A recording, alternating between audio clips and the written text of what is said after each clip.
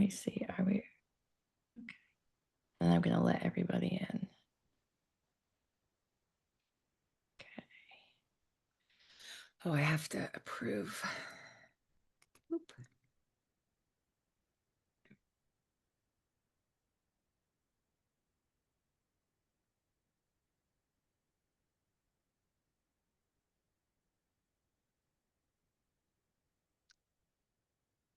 People. I love looking at people's photos. Oh, the ones for their Zoom account? Mine is from the Harry Potter Museum. Oh my gosh, of course it is. This is Gryffindor. perfect. All right. So I think that what the setting I have it on, just so you know, is where the people who have their cameras on will see, but we won't see the people who don't have their cameras on. I don't see that. I see everybody. Oh, you do? And I don't see myself pinned either, which is totally fine with me. Oh, weird. Because you're pinned on mine. Doesn't that make it big? It just puts us at the Oh, top okay. so that we're Maybe I next am to each pinned. other. Okay. Perhaps I am pinned. All right. Good morning or good afternoon. Yeah, depending on where you're at. All right. Just let a few more people in, and then we're going to get started. Oh, Kat's doing that. Thanks, Kat. Awesome. Okay.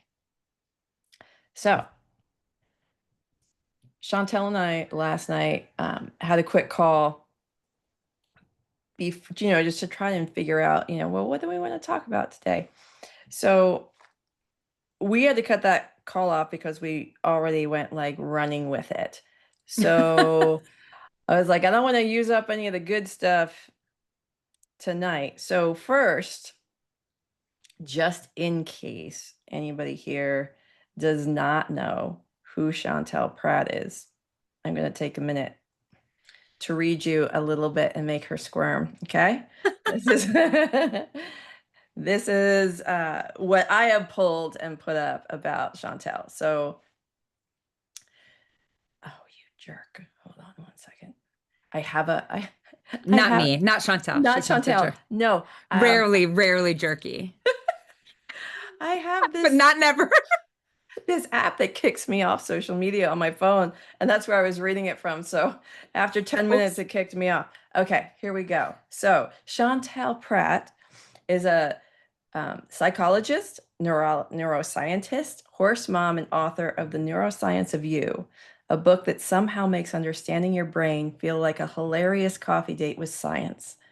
She is also a professor at the University of Washington and an international speaker who can really hold a crowd. But Hmm. here's the real kicker. For all of her accolades and academic street cred, that's not even the best part. Chantel is warm, wildly funny, and one of those humans you instantly want to be friends with, or at least follow around asking, wait, can you say that again, but slower? It has been said that she is like if Robin Williams and Stephen Hawking had a baby, which is my favorite description. We shared a stage in the UK last year, and let's just say she lit it up. Hmm. We've been plotting together on First Fridays as a guest, and her schedule is so busy because obviously everybody wants a piece of Chantel, but the stars finally aligned, and here we are. She's brilliant, she's hilarious. She could make an insurance seminar seem fun, and she's joining us today. So, Chantel, welcome. Oh my gosh, Christine, I love it. I feel like I have never been introduced like that because rarely does someone who knows me as well as I think you do introduce me. But when I hear stuff like that, I'm like, I don't want to say anything. Like, there's nowhere to go but down with those expectations. But thank you so, so much. That is so perfect. I love it. Well, it's all well deserved. It's funny because I always think of Jane always has the funniest quips after she gets a really good intro. Like, okay, it can only go down from here. So here we go. So I guess I would just add a little bit of context to the people in the room that I met Christine for the first time in San Antonio, right? And then there were a group of us that were presenting in the UK that had done some version before, and we started a group text about what are you doing, like what's going on, like are you ready? And I just want to say that that is one of my sacred spaces. So I'm so fortunate. It's Christine, Jane, Pike, Kathy Price, and Denise Elizabeth Byron. And it's like, I call us the circle of trees. It's just I feel so lucky. I think I could write 25 books just with the wisdom and humor. And sometimes when you need someone to say F you to something someone said that was rude, like I'm just so fortunate to be part of, that circle. And so I'm happy to share to nerd, joke, or share anything that I can with this group. So please ask me to slow down. No, no, what's funny is that that's kind of what this group is, it's almost like our little mastermind group where we get to talk about, different things that are really affecting our lives. And it was something that coming out of COVID, I was really feeling like I want more community in my Mhm. life. And I want to also have a way to share things with people in a space where they can also ask questions or add something that they learned or something that they read or some cool thing that they've done. And that's where First Fridays was born out of. So here we And are. as I said to you in our pre-funk chat last night, I'm really hoping to get some feedback from you all as well. Because I'm writing a book. My second book is really about lifetime learning and growth, and I can't imagine a better expert, a better guide than Christine in that. And so, like, I'm thinking about what I know about how our brains, the way I think about learning, it's like your brain takes an experience, lived or imagined, and it metabolizes that experience and it turns it into a physical change in you and the shape of you. And that physical change shapes the way you see the world and your place in it. And so like I want to make contact with the real um goals, struggles, and change stories that everybody is having, so that when I talk about this book and I put it into context, it's not just me and why am I scared to drive a horse in a trailer. It's like what are other people dealing with? Well, something came up for me this morning, and I thought, I want to ask Chantel about this. And this, I mean, this, I think, goes along with your question. Okay. But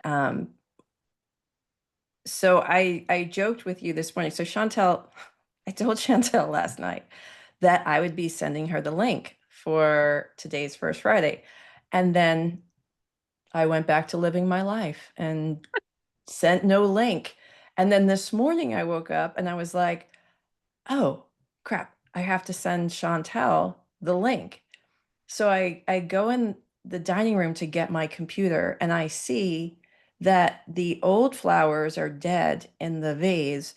And these beautiful flowers that Nancy Adams had sent me are sitting on the table. And I'm like, oh my God, I got to get rid of these dead flowers. So now I'm getting rid of the dead flowers and but they had dropped petals all over. So I got to clean up all the petals and then I'm moving but you know what?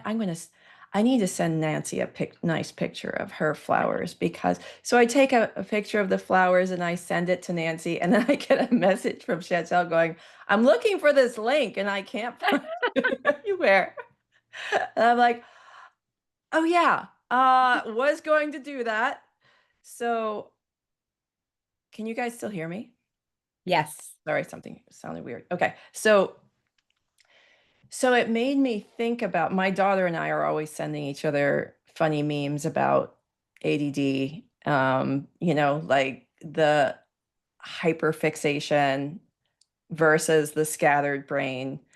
And, these pictures of a woman that like opens a drawer and goes, oh, I'm just going to I'm just going to straighten this drawer out. And then a picture of like 2 hours later where the entire room is like pulled out. And now they're taking a nap on top of all of the mess because they're exhausted and they get overwhelmed and don't know where to go from here. So one of the things, some of the research that has been coming out about some hypotheses about ADD is that they find that a lot of people who struggle with ADD also came from homes with a lot of chaos. So that constant being, pulled into the nervous system, like not having the stability to be able to relax and focus on something without a lot of emotional dysregulation and distraction. So I wanted to ask you about that. Oh, that's very cool. Not cool, but a very interesting relationship. So let me tell you what I know. I Everyone knows probably that the incidence of ADD, or it's now only ADHD. There's no version without H, which is interesting, but I just wish I it's had more the hyper part, so I feel like a phony to add the age because, like, if it's anyone knows me, they're like, you don't have the age. when Sorry. we talk when we talk about Not since menopause. diagnoses.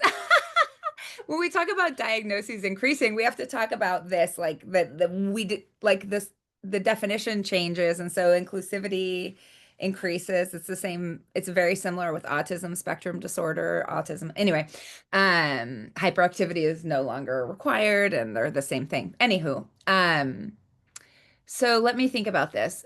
One thing that I think is quite interesting is that our relationship with digital technology.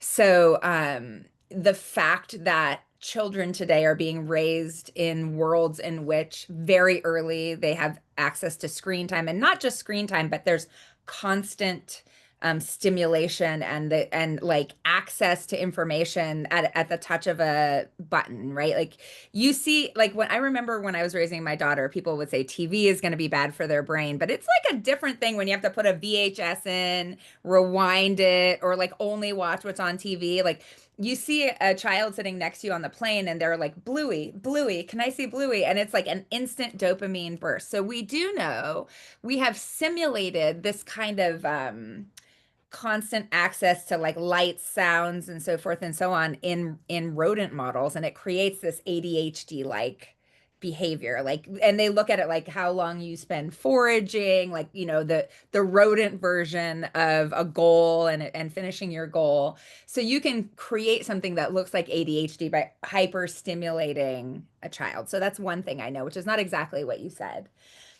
Another thing that I know is more specific to trauma, Mhm. and that is that, and I'm very thankful to have a person in my life, Kate McLaughlin, who has like she's an incredibly prolific child mental health researcher. She actually studied the brains. I don't know if you've heard of those orphans in Hungary that were raised in these impoverished states. So she studied some of these kids' brains, and she's been working for probably 15 years or so on children in violent, abusive, different kinds of stressful situations, and many times when kids are developing in stressful situations, their frontal lobes underdevelop. And what's Here's the thing. So you could imagine then the frontal lobe is the organizer part of the brain, right? It helps you prioritize all of these other things that are going on. It helps you like, obviously, Christine, it helps you be like, Chantel. Chantel is the most important thing. My friend Chantel, she's waiting for me. Yes, I have other friends that send me flowers and do wonderful things for me, but it's Chantel. She's the center of my universe. That was your frontal lobe just completely screwing the pooch. No, I'm Are just you kidding. are you are you reading my diary? Yes, that's the frontal. That's what our front, all of you, everybody in this call, your frontal lobe is for remembering me. No, I'm just kidding. Um, Well, um, you know what's funny? I don't want to, but no, Lauren, interrupt. everybody knows I have a grandson now, and you know, that's one of the things that my daughter had been looking up and reading was that the old idea that you let them cry it out. because that's going to build the resilience, is exactly what you're saying. It builds the amygdala, Hmm. and it builds that the air part of the brain that handles stress, because and then the frontal lobe, I think, is the area that is shrinks. So you create stress and an inability to handle stress by doing that, because they need the co-regulation. And learned helplessness and all kinds of other things. Yes. And so I think one thing to say in there is like humans are complicated, and parenting and like our vision of what is good and bad is complicated. I would say anytime anyone tells me this is, wholeheartedly good or this is wholeheartedly bad, I would say it's complicated. And I can tell you why does nature inhibit the frontal lobe of someone who's under stress? It's not all bad. It's bad if you're trying to put this child who was raised in a stressful environment into school where they're supposed to sit and focus.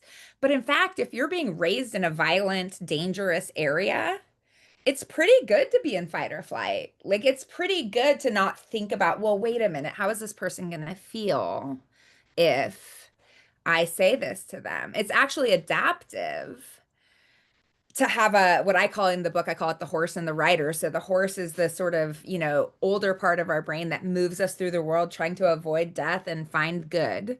Very doesn't tell a story, doesn't think about the implications, doesn't really plan or reflect on the past. It has statistics that are stored up about what works and what doesn't, and it goes right to that playbook. Um, and this is so like I remember I believe I was reading the book Determined. I can't remember where I was reading about this, but there's an animal called a water flea. So this is about epigenetics. This is about how your experiences change your biology and you pass them on to the kids. Okay, so this is like a being. Let's say that the lay term is a water flea. It's something that lives in the water. And if this thing is raised in a non-stressful environment, it doesn't have armor. But if Okay. you put like a predator fish into the tank, it will grow armor, and its children will then be born with armor. There are other examples of this from like rat pups that are handled well and their stress response and stuff like that. What's interesting is that even if like there's some kind of time course where if there are these predator fish around and this thing grows armor, after a certain amount of time, the armor will go away, but their children are still born with armor.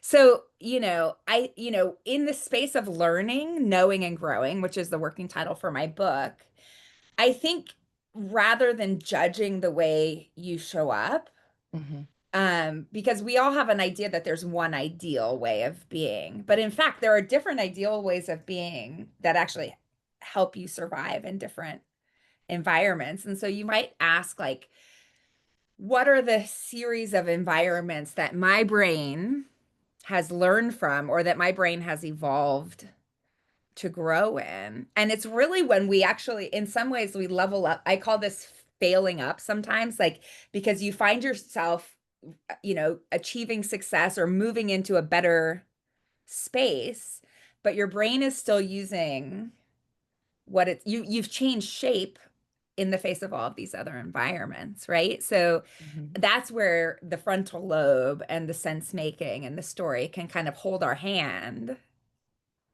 and say, like, it's okay, your brain developed this way because that's what it predicted you were gonna have to. Need. Yeah. Well, I look at it like, when we're learning about this stuff, less about a personal failure or any kind of judgment about it, but more about, knowledge is power. When you understand more about maybe why you feel this way or why you respond to things a certain way, and you can see how that developed, and you understand that that was something that was an adaptation to an environmental stimulus, or this was how that brilliant adaptive child learned to survive the environment that they were in. You understand also that it's not you, right? There's a Right. difference between what is you in this purest self and what is a learned behavior. And then you can look at, oh, well, now that I know, Hmm. how this came to be, I can look at how do I start influencing that in a positive way to get the results that I would rather have. Right. And that's my big question, right? Because knowing, so these two different, we're talking about the frontal lobe and this organizer and this goal directed and so forth and so on. Like I want to say two things before I go into the big question about how we change. I want to say how important I think it is for all of us to develop compassion for ourselves. um, I got an email. I have two emails that I hold like so close to my heart. And when I write a book, I think about these two readers. One is a young woman named Evelyn, who was 18 years old when she wrote to me. And I try and imagine like what is the likelihood that this could happen. So Evelyn said, I'm 18 years old. Entering my senior year. I'm trying to figure out what I can do with my life, what to do with my life. And I found your book on the shelf at Barnes and Noble. Now, if you go into Barnes and Noble, you have to work really hard to find my book on the shelf. It's like in the cognitive side. Who goes? Evelyn, come on. Like she's amazing. Like what books was she looking through to find herself? But anyway, she said that my book changed her life because she realized that she had always felt deficient, less than, mentally flawed, and that she learned to have compassion for herself and her brain, and now she wants to be a psychiatrist. She's like, I hope I can make it through med school. I'm like, woo, you go, girl. Like but so I think about Evelyn, who's 18 and trying to figure out what she wants to be when she grows up, and how, like, honestly, I could not, if I only sold one book in the whole world and it was to Evelyn, like I cannot think of a better definition of success, right? So in this space and in wherever I go, I'm like, how can I help people that have more compassion for a lot of the things? Like you, I can talk to you about your organically driven brain and tell you why I think that probably makes you a way better horse person. How can you have more compassion for the ways that your brain is there's a reason, there is always a benefit, there's almost always a benefit or a reason that your brain is trying to do that. And then the other person who I hold really dear is Chet, who sent me an email after reading one of my Substacks, and he's 87. And he said, I'm looking forward to learning more about how to find the good things in life and all of the days I have left. Like, and he was just championing me and my story and talking about how he's still learning how to get, just how to like squeeze all the good stuff out of life. And so, thinking about those two and thinking about all of us, I do really want to make space to answer any question you have about your brain, and just to like say as a ground truth that our brains have been evolving in vertebrate form for hundreds of millions of years. Like they are so fancy. And like if you think about a really fancy modern car and like an old, like the original Ford, like these fancy things can do so many things, but there's so many little glitches, there are so many sensitivities, but there's probably like there's a shadow side, something that hurts and doesn't feel good, and there's a light side. There's a reason that it was engineered to do that. So I would say like learning about how you work could be a super empowering way to figure out how to change, which is that second piece, because you know and that's kind of what my entire book is about, but I want to know how it shows up every day. Because there's this Maya Angelou quote that I always kind of aspire to follow, but know why it's so hard. And that is, do the best that you can until you know better. Then when you know better, do better. And I was like, man, if I could have some Maya Angelou juice, like I believe her that she lived that way, but I also understand on a biological level why that is so hard, because there are different ways of knowing. And for Mhm. everything that you tell the frontal lobe, like, okay, this is just this. Now you can understand it. Now you can have compassion. There are these levels of navigation that go from totally unconscious to gut feeling, which is a Mhm. really, the gut feeling is a very informed. Intuition is like, there's a lot of information that goes into intuition, but it's also very slow to change. Mhm. right? And then there's like, I can just say, maybe I'll say something to you that will blow your damn mind and you'll be like, oh my God, everything makes sense now or whatever. But only if you can remember, you know, and hold Yeah. that thing in mind Hmm. and use it until it becomes part of these other navigational systems. And so, you know, you can read about the laws of habit and so forth and so on. But the fact is that our frontal lobes are expensive. They're so expensive. It's about a third of the size of your brain, and your brain is taking up 25% of your body's energy anyway when it's not working hard.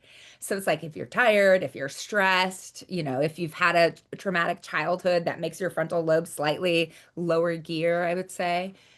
So our frontal lobes are expensive. You got to be fully leaded to use them. Yeah, tell me. So, what's funny about that is that I didn't know that. I never knew that doing hard brain work was using up energy because I always just associated burning calories or needing food with physical exertion. 25% of your body's energy is used by your brain, and that's at like a basic metabolic level.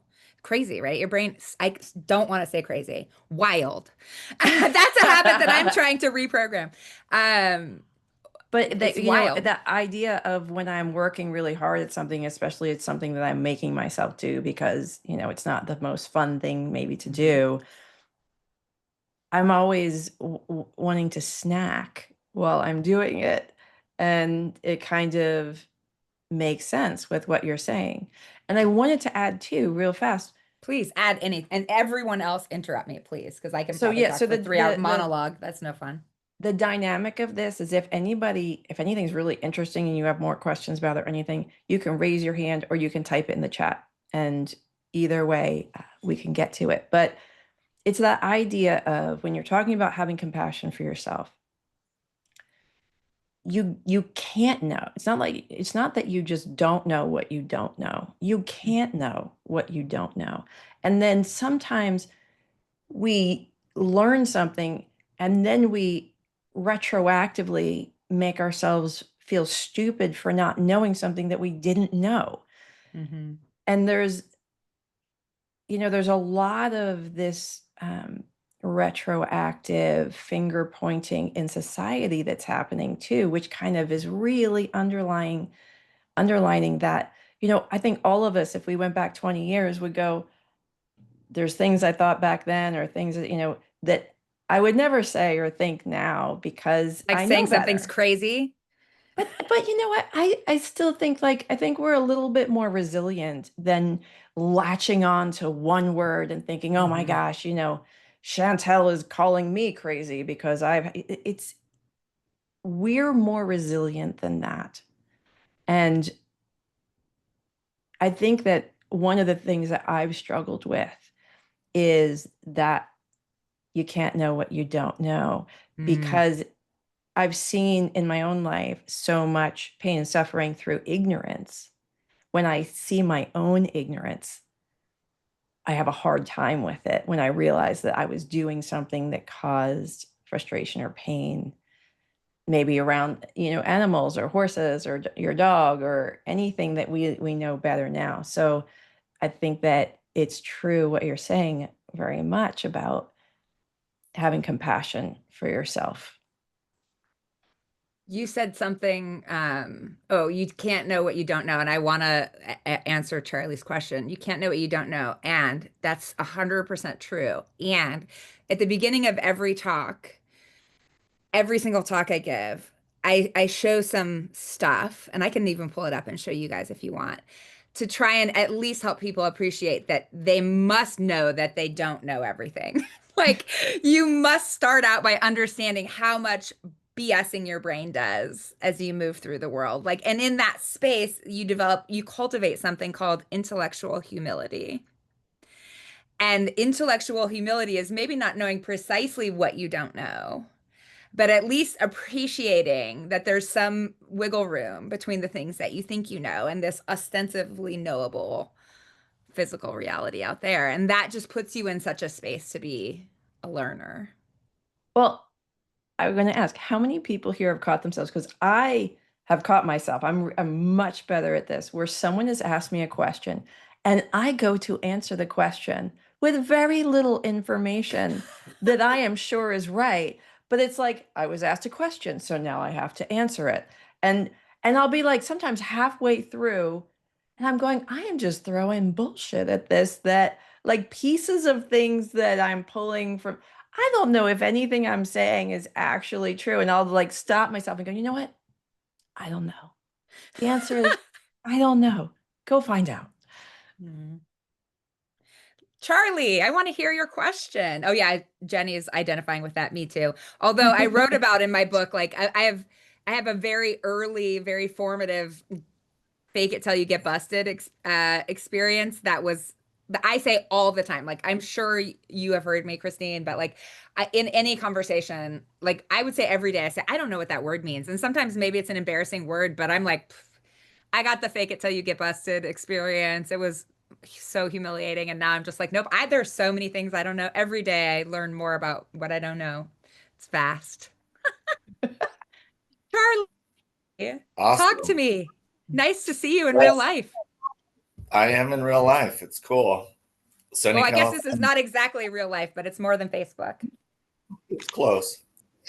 Anyway, I totally relate how Chris mornings, or if it was last night to get you the information. That's me. If I see a butterfly and I'm off to the next thing. But I've really realized in the last few years, I was so physical as a kid and growing up, and I'm 58 now, but um, I just was, everything was physical, physical, physical, physical. I never stopped to listen to the brain.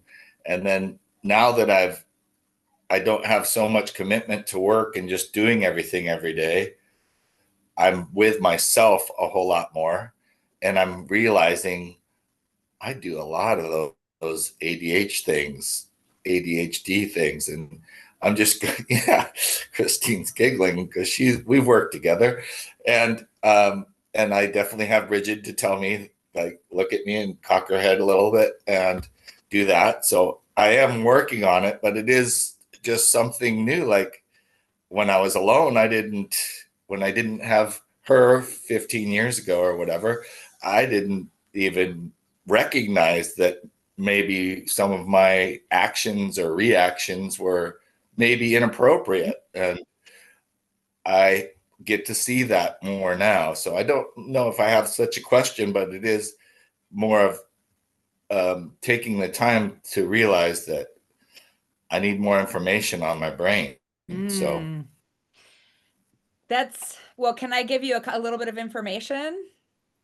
yeah. Okay.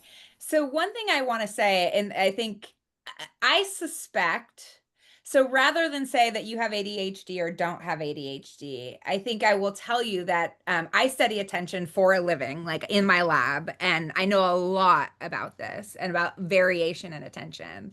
And one thing that few people understand is that there's no like there's no test I can give you that will say like your attention is disordered or not disordered. Like you're normal or you're abnormal. The diagnosis involves like this doesn't work for me. Like I cannot, and so you were saying like I'm very active and it's only when I try and sit down, have a relationship, pay attention that it's causing problems, right? So I the first thing in this space of compassion to say is like um ADHD, the disorder, is always about the match between how your brain works and what you're asking it to do. And I think that the society that we live in right now is, if you think about just the amount of time your human brains have been evolving, this like sit still, sit through 8 hours of lecture. I cannot do it. Like the podcast summit is the like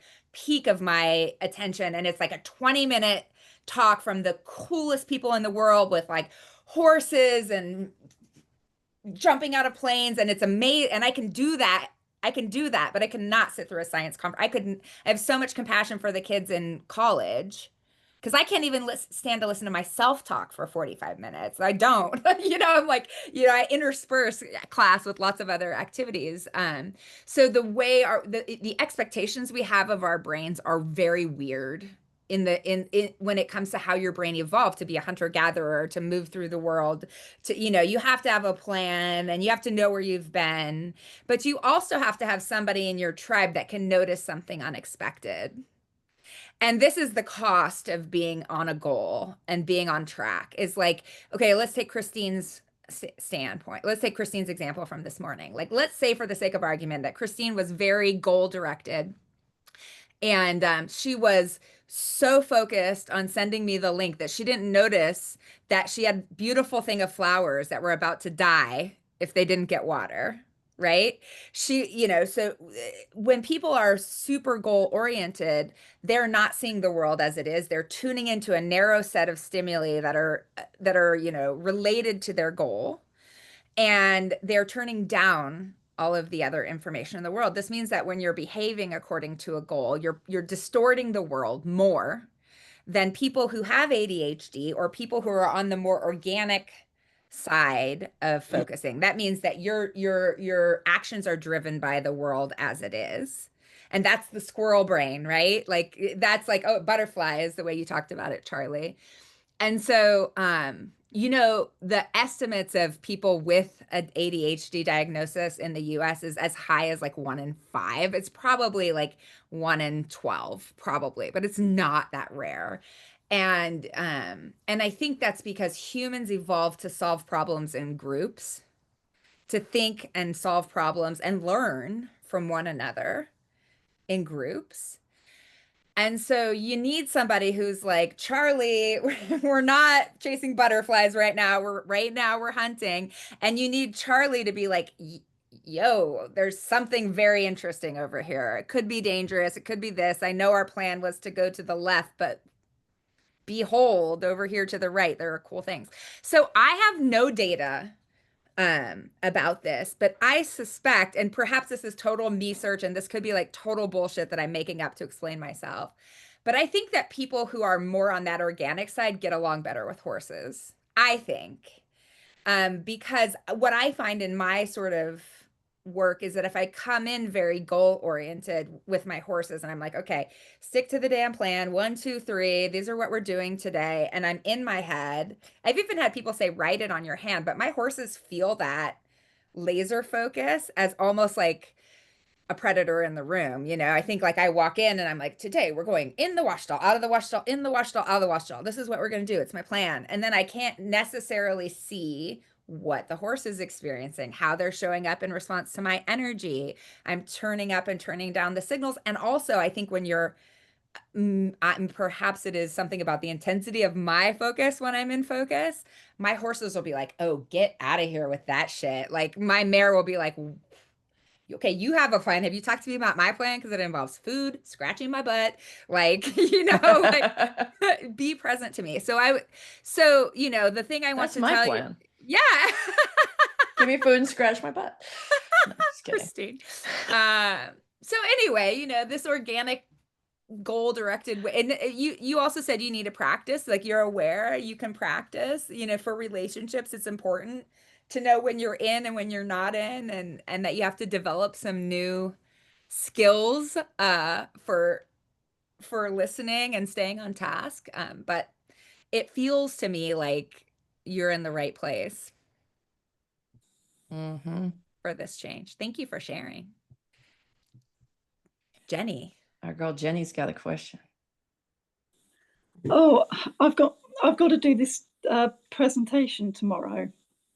Oh, and it's kind of gone off track, but part of it is looking at the first bit is talking about how language has changed, and how a lot of language, even in sort of dressage competitions, would be about resistance and disobedience, and how, as equine neuroscience has developed, we can now understand more about how their brains work, and this whole idea about that they do have a frontal lobe. But Nancy has just messaged me actually saying, yes, I've checked with Stephen Peters and they do have a frontal lobe, but it's smaller. And it's very small. The horse's brain is so small. It's so silly. They have, like, their head is this big and their brain is like, this is how big our brain is. Their brain is so small. So their frontal lobe is very small. But think about how much energy they have left for getting the hell out of Dodge. I know. I know. So it's funny, but it's just saying about how, as the science has evolved, we can now look at these conflicting behaviors. And I was picking up on your comment about having compassion for yourself and your brain, and then having compassion, I guess, for your horse and their brain. That's right. They're not, nasty and plotting and all these. They're not sitting there planning how to trick you. Revenge. Yeah. They're not being naughty. They're just puddling about, reacting to stimuli and doing their thing. So it's yeah, and I guess that also brings in the talk. I don't want to sound like a judgmental, because a lot of the people there have got naughty horses, and they're wanting the horse to be trained out of it, when actually some of them are going to have probably quite major physical problems, which is the next bit of the talk, how we assess. Some of them will literally have their hind legs at right angles and no one would have noticed. But so there's a couple things that I notice here, and it seems like, again, like you're very aware.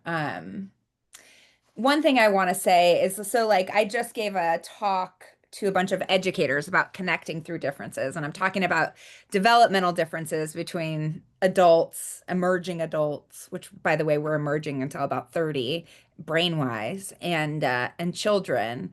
But then in the talk, I like showed pictures of myself with horses and dogs and ducks and all of my other friends, and connecting through differences. As a human, if you understand the way we project ourselves onto the other beings that we're trying to interact with, I think that I just want to say that your instinct about human horse and then communicating this message is correct, because at the heart are these mirror neuron systems that allow us to, or that, our instinctive way of understanding others is to imagine ourselves in that situation and what would be going on in our heads. And that allows us, like, social neuroscience is fascinating. We're finding out that brains of a feather flock together. When we move around the world and make friends, we're more likely to find a friend whose brain is wired exactly like ours. Because I think you get it right when you make assumptions. And when you're in front of somebody who works differently, you're like, what a jerk, what an idiot, because you're imagining what you would do with your lived experiences and your brain design, and that doesn't make sense in your navigational system, right? So I guess I would say, number one, starting with compassion and understanding yourself is critical to understanding others, whether that other be another person that works differently or an animal that has a different set of priorities and sense-making systems and a different navigational system. And then I would say that people who, this is one way that I find myself able to show kindness. Christina and I were having a side talk about somebody who was not very kind to me, but it's okay. One of the ways that I show up and I'm able to show up with kindness, even when I think somebody is really terrible, is like, I don't think you feel good in yourself to behave that way. And what I think about the traditional horse world is this. I think punishment works in a lot of situations. We all know the boundaries of when that doesn't work. As soon as the horse decides that whatever they're experiencing in the world is scarier than you, and or if you care at all about your horse's well-being, punishment doesn't work, right? But if what you want is a horse to go in frame and do this and that, then punishment is like a fast way to success. And so then we add all this layer of story that makes us feel okay about that. yeah. Like the horse needs a strong leader. The horse is naughty. The horse is trying, and that really, like, if you haven't taken the time to think about, I don't know, I would say perhaps this is me about to be judgy, but then it was like, if you haven't taken the time to think about what this animal's world is, and you feel more comfortable thinking, oh, this animal is plotting against me, they're trying to take advantage of me, it's like more about you again. Like that person needs some healing in and of themselves to then say, like, who took advantage of you? Who, like, where is that showing up? So I think,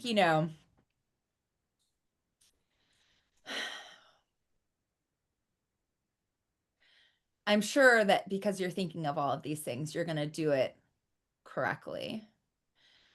For me, or I shouldn't say correctly because there's not a correct way. What I find powerful is that when I go away from the psychological levels, where there's a lot of judgment, right and wrong, to the level of the brain and navigational systems and like what motivates a horse, what do they want?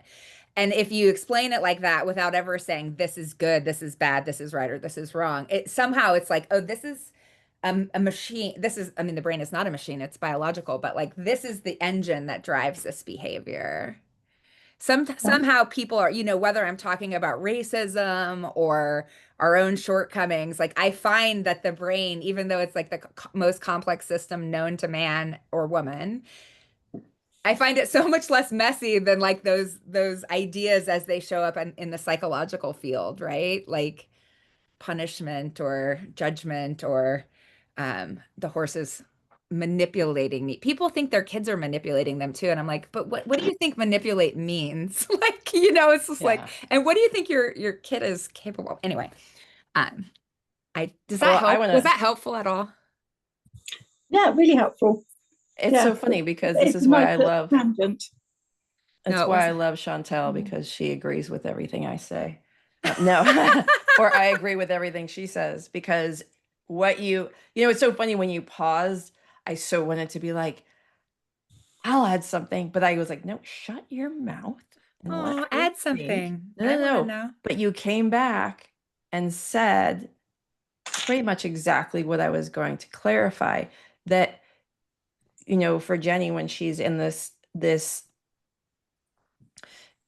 in the position of addressing people, that she knows there's a good amount of them that see things through a lens that many people and science and all that we're learning has evolved past, but a lot of them are still stuck in the ways it's always been. So how do I talk to them about something that they're not, I'm afraid they won't have a framework to even understand because of that? And now I'm trying to work through the lens of their brain. But I think exactly the only way that you can do that is to not be bringing up, we don't want to do this or what we don't want to do, but just talk about what does work and why it works. And you can say something like, when a horse is afraid or anxious, not when you do this thing to make them that way, but you can Mm-hmm. say when a horse is afraid, anxious, or confused about what the message is, this can happen. Mm-hmm. But your people hear negative at about 1,000 times the level it's given, and they hear Mm-hmm. positive at probably -10, right? Like if you say something positive, they're like, I don't know what thanks, and it like rolls off the back, like get that off me. But if it's something negative, they'll often blow it up even bigger than what you're actually saying. So you kind of start to look at what you write for your talk, and then you sift through it. Can anything get pulled out of here that would be a judgment? And then just see Mm-hmm. if is there a better way of Mm. saying it. If there's not, there's not, right? But do it from you in this way. And then knowing that there's going to be a percentage of people who are not ready, but it doesn't mean that what you're saying doesn't go in and plant a seed that might bloom a week, a month, a year, a decade from now. So it's kind of developing a thick skin too that says, I don't have to have everybody agree with me here. I'm going to share what I have. And Mm-hmm. some people will and some people won't. And you keep the purity of that. To your point, Christine, I think that hallelujah. I'm just gonna agree with you again, but also say that there are ways to say to your first point is like there are ways to make it easier to receive than others. In my experience, there are ways to make it easier to receive than others. And as we were talking about like the way we see one another, it starts with, I think, self-solidarity and self-compassion. And that goes to the way we see others. But in that space, one thing that I thought of is like, for me, it's easier to have compassion for animals than humans. Like for me, that's like, this is a presumed, or children or whatever. And that's a thing that I'm working through. But for many others, it's the opposite, I think. And in that space, I was thinking about, I just wrote down punishment because I just wanted to share, and I think this is relevant for Christine's history too. So I'm working with a student who's studying the effect of social isolation to like as a way of advocating for prison, like what's happening in the prison systems and where it's like not acceptable to treat any human like this.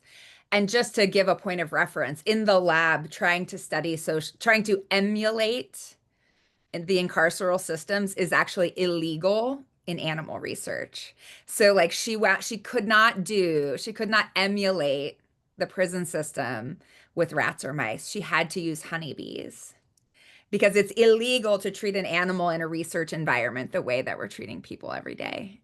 So that's the end of my politics. Moving right along. Lucy, please take us out of my spiral. Yes. Go, Lucy. I might go with you down that spiral, I think. Okay.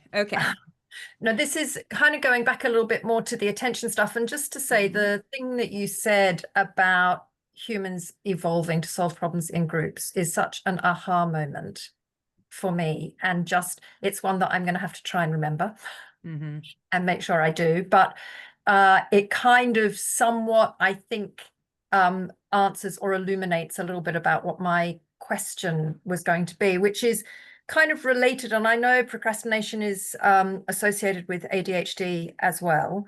I don't think that I have ADHD, but I have found, so I stopped doing a really kind of intensive job that I did for 10 years and worked all the hours and was incredibly effective in. And that doesn't mean good necessarily, but I got stuff done over and over and over and over and over again and met loads of deadlines, all the rest of it. For the last 9 months, 10 months, I've moved back into kind of more freelance stuff. And gradually, as my adrenal glands have settled down a bit, I'm finding procrastination is becoming much more of an issue than I've had for years and years and years and years. And that thing, it's not so much, I guess it's procrastination with rumination rather than procrastination with distraction. And I'm interested, I guess, in navigating that, because with the rumination develops the kind of self-doubt and the lack of confidence in oneself. And also, I guess I'm interested in what is the evolutionary imperative, if there is one, behind that kind of behavior or thought system. I'm so excited because I gave a talk my second year at the university. I gave this big public lecture and I got to invite a person, and I invited this very famous cognitive neuroscientist, and his whole lecture was about procrastination, and it blew my mind. So I know something that I wouldn't have known if I wasn't in that room. So let me walk through a few things. One is that it seems like, you're very clear on the can do. Well, there's this idea of can do versus will do, right? So as you've stepped into this new space, one thing that has changed is that the pressure to perform is not coming from outside. It's not tied to, probably it's still tied to your income and so forth and so on. But now you're called to put the pressure upon yourself. And it also, I'm making an inference from what you're talking about, your adrenal glands and, working all the hours, that it was too much, like you pushed yourself too far. So your brain has a kind of wisdom that is like, this sucks. I didn't like this. This wasn't good for me. There's that is a part of the learned experience. That's one thing. The second thing, is there an evolutionary reason to procrastinate? Yes, there is.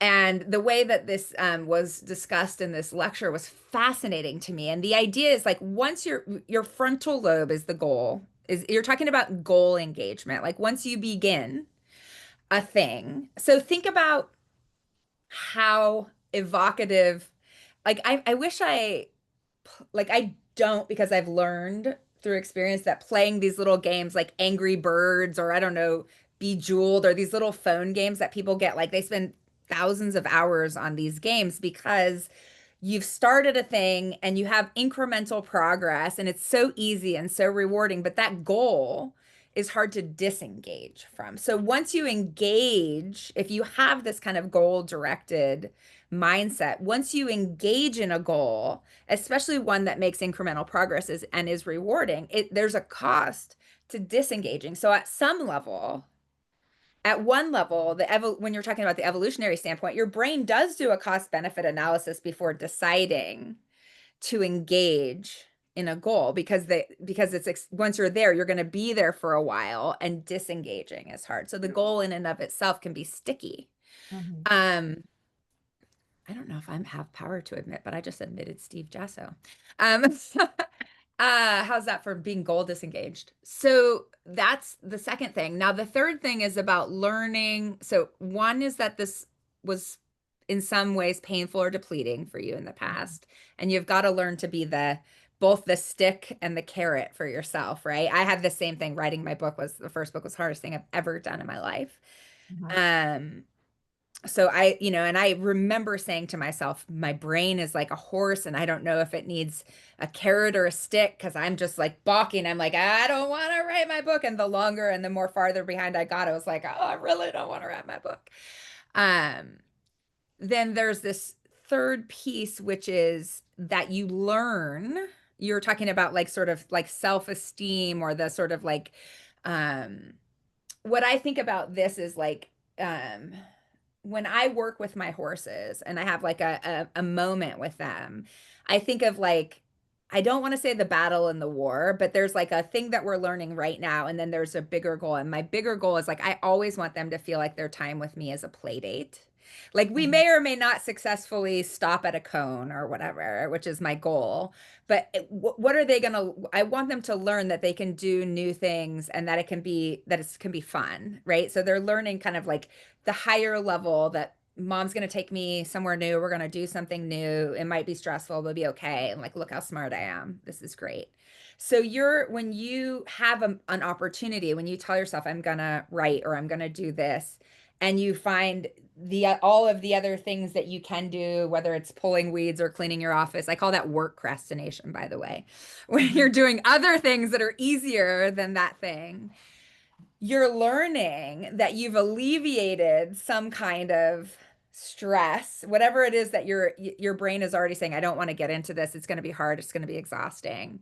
And then if you avoid it, that's in some way that's reinforcing. And so the likelihood that you're going to do it on day 2 is smaller.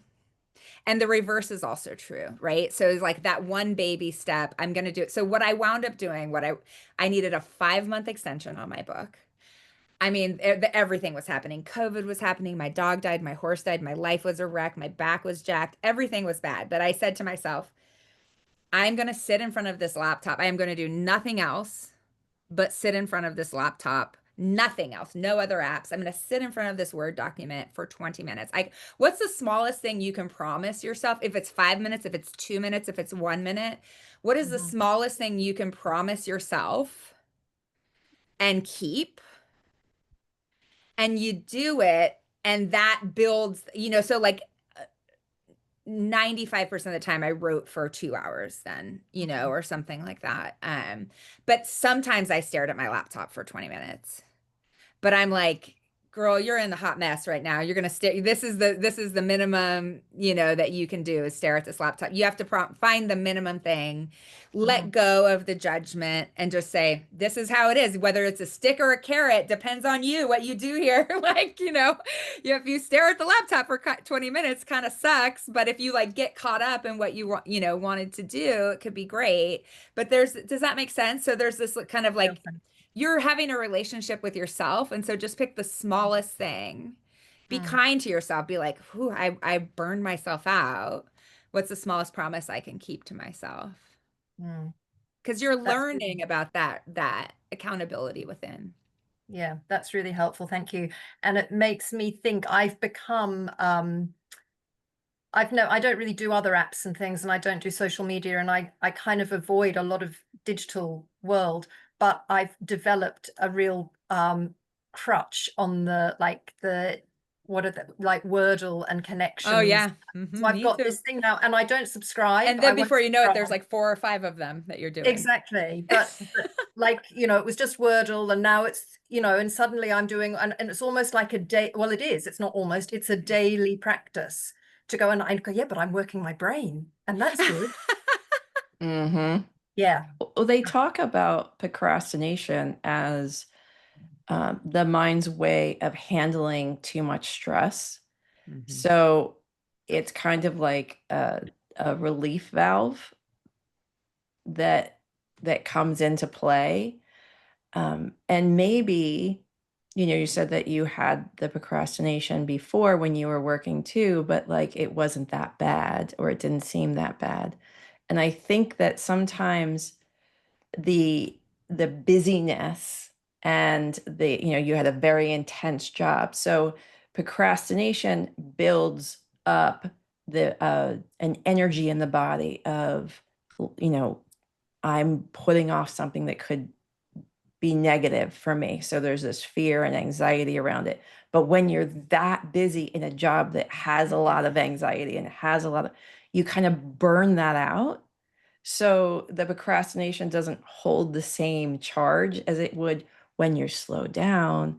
And then now it's really, like you said, the ruminating, right? Because you're just sitting with that. There's not the distraction and the other ways to burn it out. I think that this is why the same concept is one of the things that keeps people stuck in negative situations where instead of making a choice to change something, they rail against it, right? They yell at their partner, they you know, they get angry. Anger, they use anger, and anger feels like you did something, right? Because it's a moving of energy. We don't sit with pain, right? It doesn't feel, we're not going to have pain. We switch it to anger. And then there's this, again, this feeling like I just did something. I just stood up for myself, or I just let them know what they can and cannot do, or any of this. And you didn't, you know, you really didn't, if that's the repeating pattern that happens over and over again. So I think that that energetic release can be associated with actually having done something. And I think in this case with the procrastination, by not having it through work, you're left sitting with the uncomfortable feelings, and the uncomfortable feelings can overwhelm you and can make you want to procrastinate more. And then it just becomes like the snake eating its tail. Yeah. Well, that obviously all resonates. Thank you. Well, you know what you said, Chantel, Martha Beck talks exactly about that, about when she had to write her thesis. And she said that she was so overwhelmed with the idea of writing the thesis that she couldn't do it. She kept avoiding and procrastinating and avoiding and procrastinating, and the time that she had to do it was whittling down. So she said she would do this thing where she would like put her hands on her chest and close her eyes and go, okay, can I sit down at the computer for 30 minutes? And it would be like, no, you know, and 20 minutes. Can I, and I'm just starting to do research. I'm not even doing anything. And it would get down to like 5 minutes. And 5 minutes would feel like, yeah, I can handle that. Yeah, I can do 5 minutes. But like you said, many times once she went into it feeling relaxed and doing the 5 minutes, 2 hours went by. And the funny thing about the brain is that is exactly that fact, that once it's just the getting in, that's the hurdle. And it's sometimes, not to take away, because sometimes it can be a huge hurdle. And for me, like as time went on, it was like more and more and more pressure. I need to do more and more and more. And then, you know, but once you step in, the thing can, you know, take on a life of its own. And your brain knows that when it's like, whoa, do I want to go there? Do I want to spend all this time? So yeah, the stepping in part is helpful and hard. Mm-hmm. So something you said earlier, Chantel, that I wrote a question down. You were talking, and Lucy brought this up too, is that we solve problems in groups. Oh yeah, thank you for reminding me. Yeah.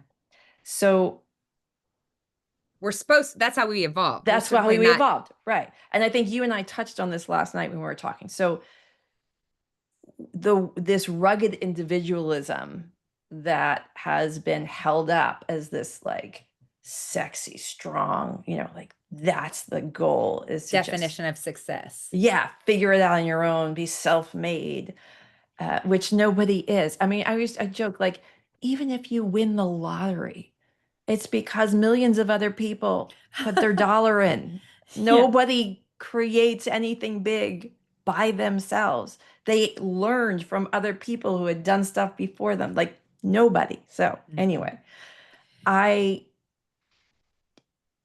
the thing that really interests me is that I think that the more separated we become, which we are, we talk about the epidemic of loneliness and the lack of connection and all of the things, we're living in these boxes, separated. We don't live like we used to, even, maybe 100 years ago, 150 years ago, where families still lived together in this, had a big house, right? And grandma lived there, and the parents and the kids, and maybe even some aunts and uncles, because, there wasn't the abundance that we have now.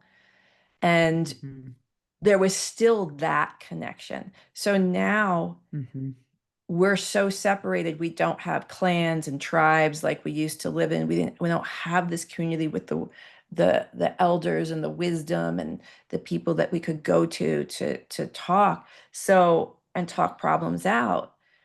How do you see in your research that affecting people? How is it that we try to build this through social media with really a lot of detrimental results, because we do not behave on social media the way we behave in person? And how is that shaping our ability to solve problems and have compassion and see things as more nuanced and complicated than black and white? My gosh, Christine, I had to take notes because that was like an elaborate and That was so very- much. There's so like I could speak for a whole hour on that, and I will not. But there's so much there. First, I want to note that here we are together solving problems as a collective, and how I find it very refreshing that you have all of this knowledge and wisdom with a very different vocabulary and history and points of connection. And like, even just when the two of us talk to somebody else, there's just two perspectives through, this is exactly it. This is the work. And I think it's beautiful. And now I want to pocket Christine to bring everywhere with me. So if someone asks me a question, I can be like, do you got this or do I got this? So I just want to acknowledge that this is a beautiful space that you've created for that. And thank you for that. And Lucy's aha moment. So one thing that I tell people, so the first thing I want to say in this space of compassion for your brain is, we have been sold a story that the human brain is like the peacock tail, that there's one way to be smart, successful. Like the peacocks did not evolve to solve problems in groups. They evolved to have sexy tails and get chicks. Like literally, to be a successful peacock, you need a lot of feathers. There's like a length and a color, and you get girls, and your genes pass on the end. And the brain is not that we have been sold a lie by consumerism, by this modern world, that you were talking about this sort of independence, scrappy independence, and like that school smarts is intelligence, that that like making money is success, that power over is power. And it's not true. Like it's just not true. It's this artifact of where we have found ourselves as a society. And so, to the people like Evelyn, and to, I'm sure everyone in this room, I have yet to find somebody who hasn't been wounded in some way by this ideal that is not based on fact. Because the fact is that we evolved different ways of being, we evolved different strengths. And we evolved to sort of, when we exist in small groups where you can know one another and get feedback from one another, and you're codependent on one another, so you can have tolerance for differences, that we're having, you know, our brains evolved these different designs so that we can have intellectual humility and be like, okay, Lucy sees it one way and Jenny sees it another way and Charlie sees it another way and Christine sees it another way and Chantel sees it another way. How do we stick these things together? Like, how do we, you know, use our collective experiences to drive this group through the world? Like, together we can identify what we don't know, right? Because somebody knows something we don't know. And, you know, to your point of, you can't know what you don't know, like connecting and having trusting relationships with feedback is one way, like a really powerful way to know what you don't know. So the last chapter of my book is called Connection. And like the spoiler is that the Neuroscience of You is really, even though chapters 1 through 7 is about how different brains work, it's really about how to find alignment and appreciation for people who work differently. And you know, when you're going through and taking tests and figuring out how your brains work, your brain works, you're going to be like, oh, this is my spouse, this is my sibling, this is my parent, this makes so much sense. You're understanding others in that space. And in Connection, one of the pieces of research that I identify is this study that was looking at all the factors related to early mortality, and loneliness, social isolation is worse for you than like it's like smoking 2 packs a day or something. I mean, so it's like the effect of loneliness on mortality would blow your mind when you compare it to like drinking, smoking, obesity, things like this that we know affect our physical health. Like we are social creatures that need that connection, and we are living in an incredibly isolated world. So social connectedness is important for, it's so important for even just basic physical needs. Number one. Social media. Okay, so a paper that you don't have to read because I have, but it was written by two evolutionary biologists that I know, Carl Bergstrom and Brandon Ogbunu. They wrote a paper called "Social Media is Junk Food for the Information Forager." And this is about what social media is doing to our brains. So we evolved curious brains. We evolved in a world going to Charlie's, like I have physical jobs and I, you know, got to move through the world and do things and find things. Like we evolved in conditions in which information was incredibly valuable. In information, when you have, if you go through the forest in this space and your sister goes through this forest in this space and you come back and you agree that the blueberries are the bomb and the red berries avoid them, that sort of alignment of information was really powerful, but you had to work and explore and experience to find it. So our brains evolved in situations where new information was something that took energy, and alignment was something that was rare enough that it was valuable. So this article makes the point, we all know that I'm sure that everybody in this room has heard at some point that your brain likes fat, salty, sugary foods because we evolved in times where that food had a lot of calories that was good, but you had to work really hard to find it. It was rare. Then we built McDonald's and everyone could have fat, sugary, salty food for cheap. And then we got really sick, right?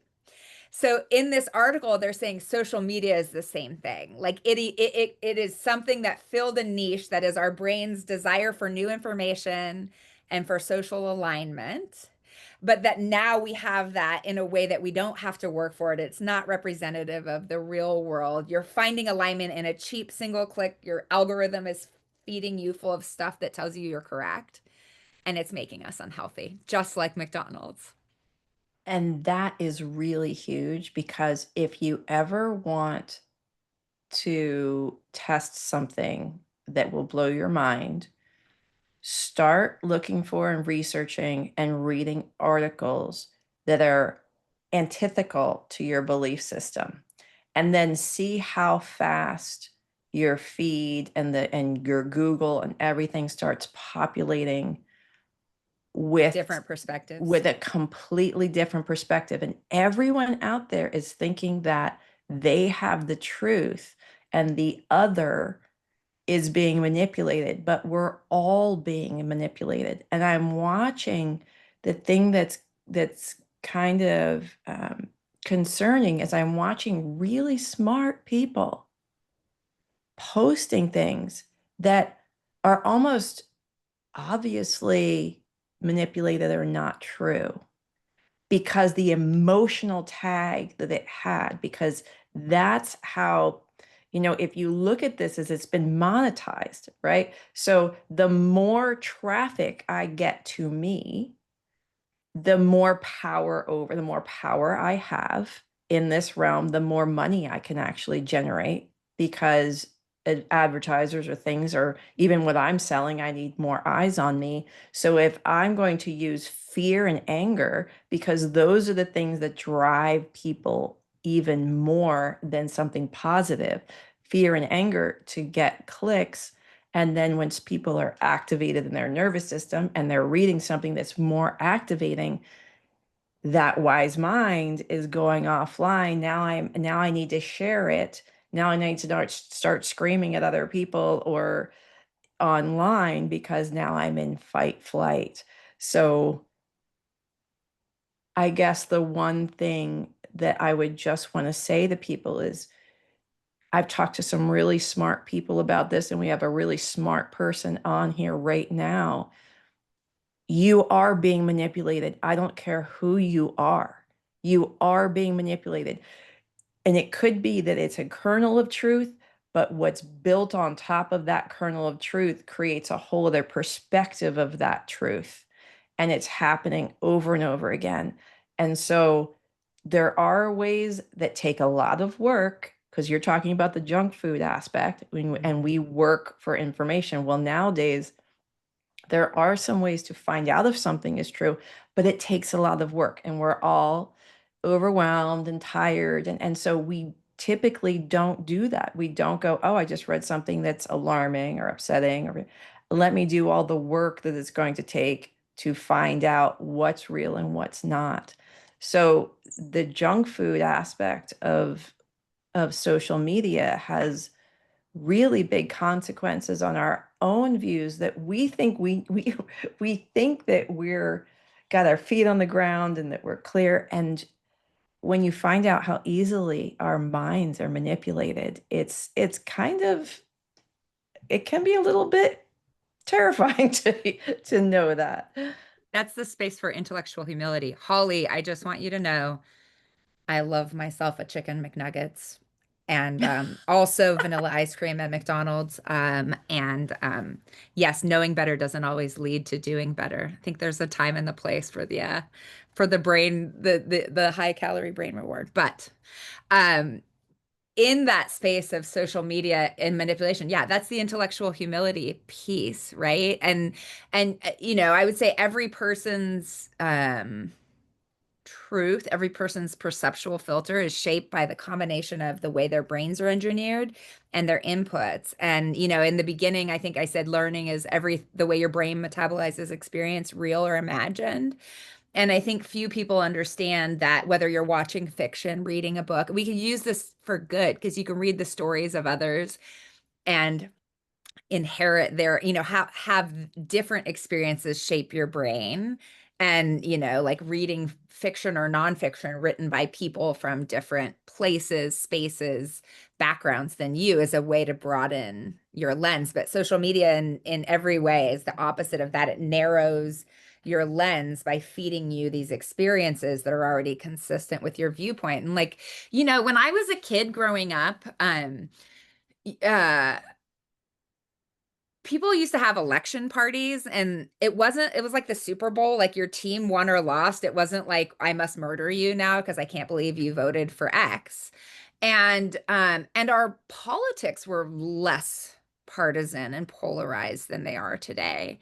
And we had all of these spaces for gathering in real life, whether it was like the senior center, the Boys and Girls Club, the bowling alley, riding bikes in the neighborhood with the kids. What happens there is that you get these, like the way we evolved, you get these different brain designs and these different perspectives in a shared environment. We used to all watch the same news, right? So there you get perspectives, but there's some shared experience that we can all talk about through our different perspectives. And I think that shared environment piece is shrinking and shrinking and to the as the loneliness pandemic, epidemic increases, so is, we're decreasing time in senior centers, time in youth centers. Those things are disappearing from the world because people aren't using them. And instead we still crave connection, and so we go to these social platforms, but we don't get that. If you and I were on different sides of the Super Bowl politics team, we're getting different inputs, and so we're Totally. moving apart, and we don't even know what we agree on anymore because we decide everyone else is an idiot, an asshole, and ignorant, but we are right, true, and Mhm. virtuous. So I feel like such an old fart when I talk about social media, and I'm on it. You'll find me on it all Of the course. time. I'm always searching for cute animal things. I like And that. sharing cute animal Yes, things. yes. But we are they've monetized our attention, and by virtue, they're shaping our brains, and the thing that I can't emphasize strongly enough, you talked about being manipulated, and what I want to talk about is the way that those digital experiences shape your brain, change the way you move around the world in real life. They change the way you see. um Your lens. mhm. Yes. And that's really true. And the other aspect being, like, maybe you could talk a little bit about, because we talked about this last night a little bit, which is people are getting the junk food version of socializing through social media. But we have generations now who are growing up that way, and they have not developed ways to interact socially with other humans. They are socially stunted. And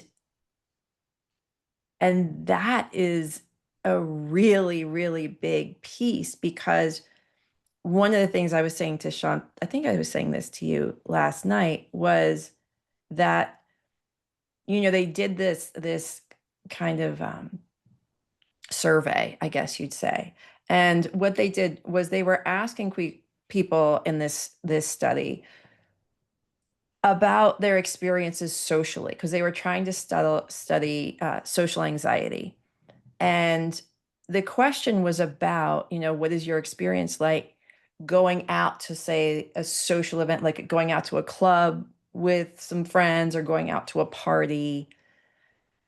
And what was wild about that was that it was some super high rate, maybe 80 or 90% of people responded that it was very uncomfortable, that they never felt relaxed in those situations. They always felt very anxious, maybe kind of judged, feeling like they weren't having the time that everyone else seemed to be having. Everybody else seemed to be having such a great time.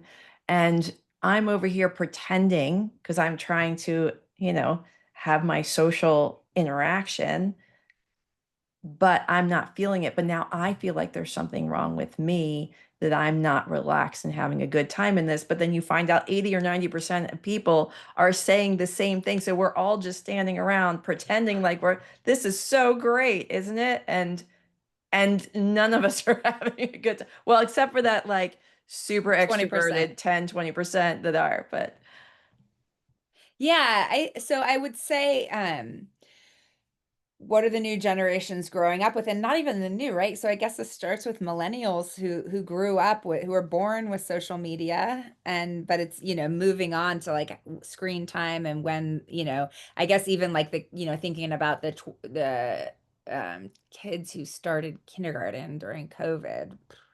Like this, so this is like COVID, I think, and we've definitely like we're treated post 2020. And and add to that in this space of connecting, the thing that I guess probably this is a function of your lens, my lens, but also we don't have experience with digesting deep information. So you're talking about the social media junk food, but the information, not but, and the information, these like, snippets, text like facts, AI. I remember, now I definitely sound like an old fart, and I am, but I remember like my grandma had an Encyclopedia Britannica, and I would want to like learn about an animal, and I would pick up like the bee, and I'm, looking for butterfly or whatever. And along the way, you see a really cool picture of a something else, and you're reading, and, and I remember like well, a couple years ago, I remember asking Alexa, like, what's the difference between a horse and a cow? You can just ask Siri and you can get a very shallow answer. But what's interesting is I'm working in my daily life. I sometimes am in conversation with these like CEOs and, CTOs of these big companies, and they're saying we have these highly trained young people who have no depth of processing, zero. They have no, because if you grew up just asking Siri or Alexa, what's the difference between a horse and a cow, and you get an instant answer, it's a shallow answer. You haven't built the whole understanding of what a horse is, what a cow is, and, created the difference in your mind. They have less tolerance for the work that it takes to sort of build that robust understanding of a thing.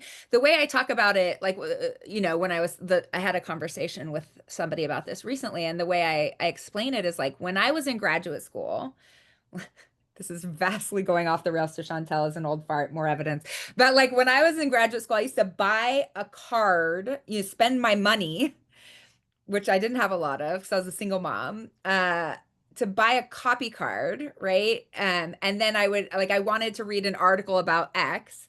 And then I would go to the library with like my $10 investment, and I would find the articles I want to read, go pull them off the shelf, like open them up, Xerox them. And because my brain is not totally non-organically focused, half the time I couldn't read it because I didn't push hard enough. You can't read the margins or whatever.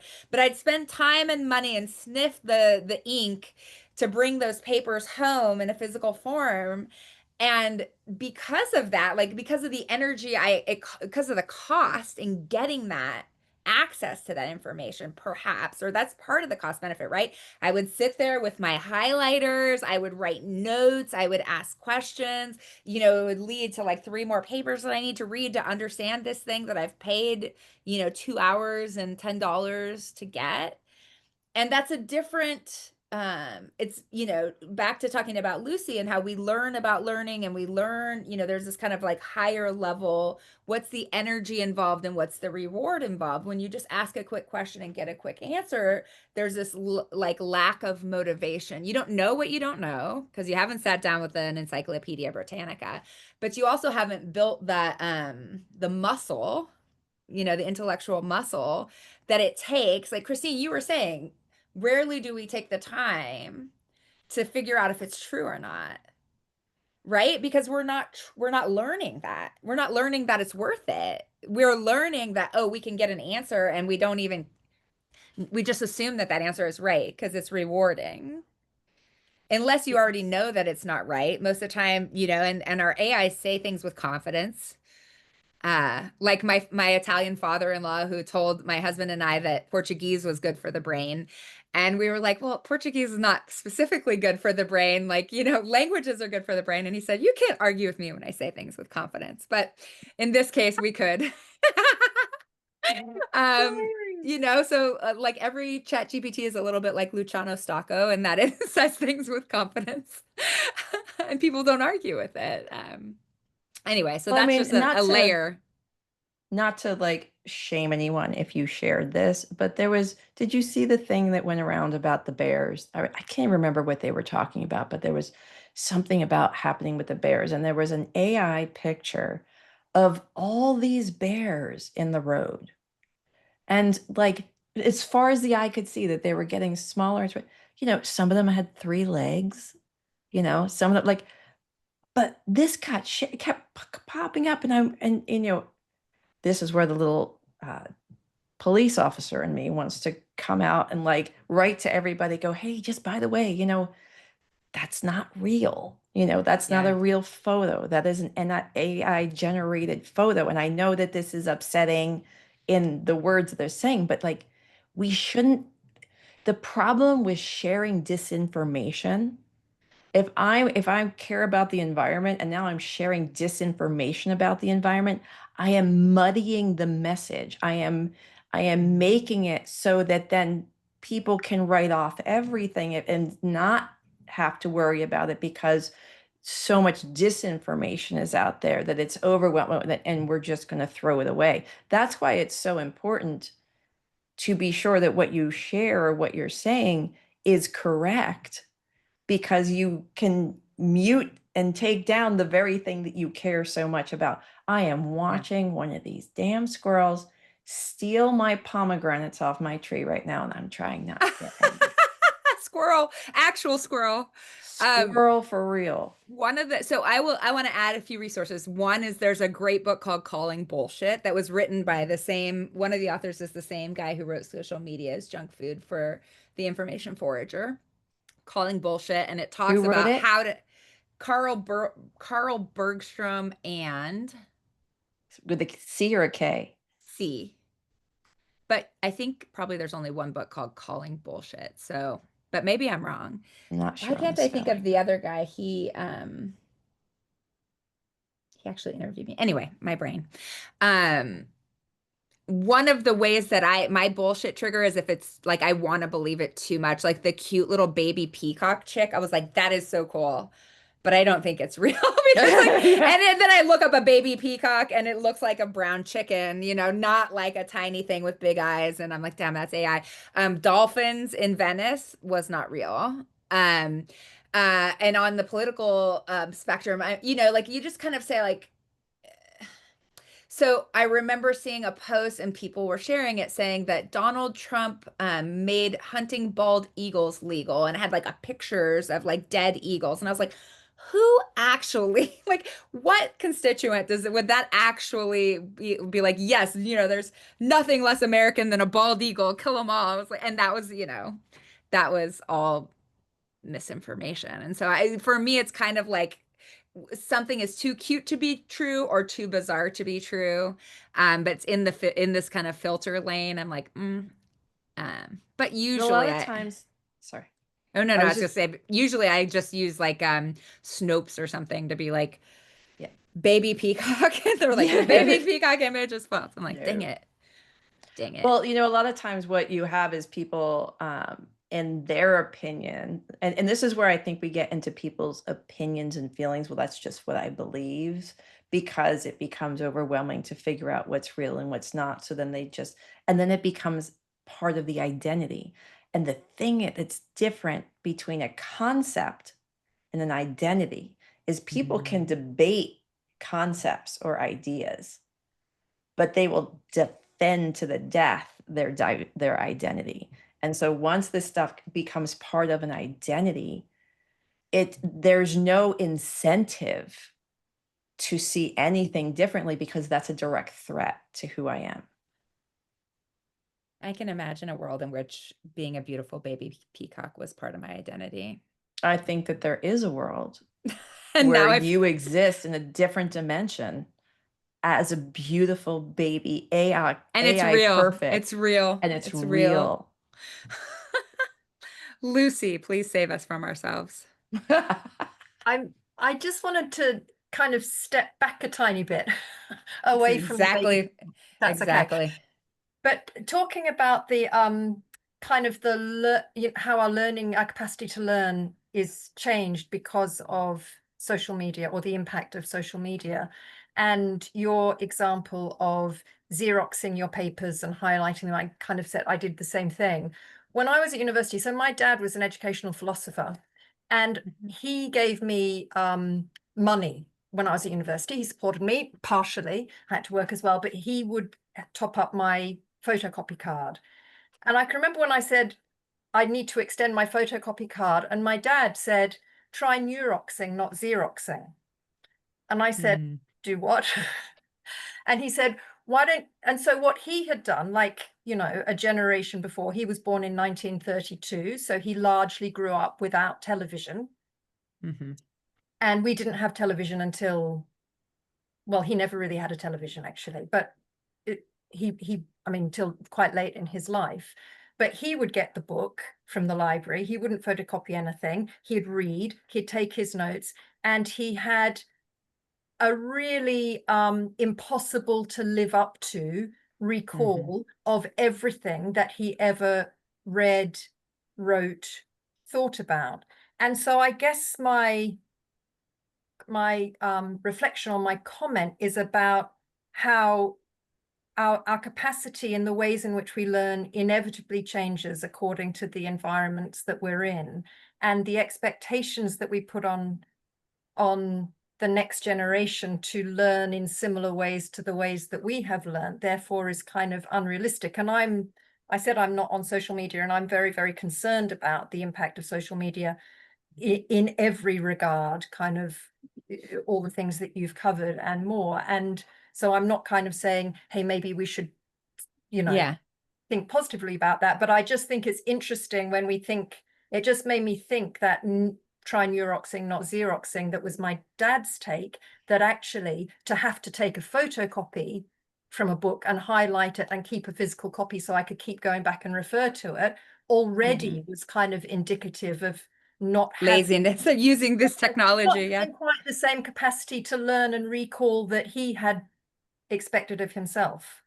And so I think that's a beautiful point. There's something about adapting to technology, right? Like we create technology in a way that we think is going to advance access to information. And so like I would argue that while your dad had like, you know, very deep processing, he necessarily couldn't have been exposed to as many things as you were. And then while we're talking about the, you know, the Gen Zs moving into the workforce, like their breadth, their access to information, the fact that you can ask a little, you know, speaker on your counter, what's the difference between a horse and a cow? And, you know, so like I could say like, you know, well, you know, turning through the Encyclopedia Britannica made me a gritty, deep processing researcher. But like, you know, Gen Z said, what's the difference between a horse and a cow? Okay, what's the difference between a cow and a deer? Okay, what's the difference between a deer and an elk? You know, they get more snippets. So they've got more information. They're exposed to more ideas. And then the question becomes, again, like for me, I think it's not about what's better or worse, but it's about a match between how your brain has what your brain has learned. You know, those are like their brain has learned that they can easily, you know, it's learned how to form an interesting question, and that they're easily going to get the answer to that question and that question only, and no context about that question. But then they have another question, and they've got to, if they want to build a model of the animal kingdom, they've got to work from these kind of snippet answers up. So the question then becomes, what is the job that they're asked to do in the corporate world? And, you know, how do they deal with complexity? Like we're all, you know, now we're operating in these much more complex worlds when it comes to information than we were before, because the information is everywhere. The decision space is informed by lots of things. So then it's like, who's better prepared for what is the question. And I thankfully I'm not in the corporate world, but from what I understand, this learning style makes it hard for people to move through complex decision spaces in the corporate world. And I don't know how to fix that. But your point is very well taken, that like our technology creates different demands and different reward systems, and it's not necessarily good or bad, but we're learning different things. So I have a question. So because we're talking about information, right? And typically people want information to make decisions about themselves or the world, to decide assign meaning, right? To understand on a deeper level. So how does our emotional state or our EQ play a role in our decision making? Because I read a book called The Happiness Hypothesis, and in it, they talk about someone who, or a group of people who had, due to brain trauma or accident or something, the part that controls emotion was offline now. Like they didn't have emotions available. And so when the idea was, if you're just dealing with data, right? If you're just making decisions based on information, then it should be really easy, much easier to make a decision and not be burdened with emotions that might get in the way and cloud our judgment, which is how we see emotions negatively, right? But what they found out was that without emotion, people struggle to make any decision at all. Because if you're trying to buy a house and you see two houses that meet your criteria and they both line up the same, what's going to swing you one way or the other? It would be the emotional feel that you might get in one house that reminds you of something from your childhood, your grandmother's house, or versus the other. But with no emotion, it's just data versus data. And it was really impossible to make a decision. So I'm curious about how you feel about that. What do you want to know what I think or how I Think feel? or feel? I don't know. I know. I was like, uh-oh, I said They're feel. not Think. separable, really, unless you get your brain broken in some way. That's the interesting. So this is something that I'm actually writing about this right now when I talk about response to mistakes. There's, when it comes to how brains work, the truth is that everything is connected to everything else. There are very few, like if you think about the body and organs, and that the heart has a job that you can separate from the job of the lungs and so forth and so on, although the heart arguably circulates the oxygenated blood, but nonetheless, the brain is not like that. There are very few actual anatomically distinct parts. The vast majority of the work gets done by this interconnected network of neurons. And it's so freaking complicated. Like, we will say this area does this and this area does this as a way of kind of mapping, but it's almost never true. What I mean to say is there's almost never a part of the brain that has one job and one job only. And there is almost never a thing like thinking, deciding, or feeling that involves only one area of the brain. It's almost never ever the case. Like, with a few exceptions, like the part of your brain that controls your left finger, or something like that. There are very few one-on-one mappings in the brain. And so, but people who study the brain have to pick a thing. So you might be a social psychologist who studies, or a social neuroscientist who studies, how people interact with each other. You might be a cognitive neuroscientist like me that studies thinking and sense making. You might be a clinical psychologist that studies mental health and studies feelings and anxiety and so forth and so on. But there's no way to understand anxiety without understanding the stories. That there's like a body sense and a story, and those things combined to shape your feelings. And as you sort of described in this thing, there used to be this idea of hot and cold cognition, which is like thinking, rationally, or thinking under, passion or whatever. But every decision involves some level of feeling. At the beginning, when I said there are different ways of knowing a thing, and those drive different navigational systems, like in an intact brain, there is no cold cognition. Punto. Like, there could be more hot, less rational. You could think of like the feeling navigation system and the rational control system contributing in different degrees to different decisions, but they're not separable in your experience or in your behavior. And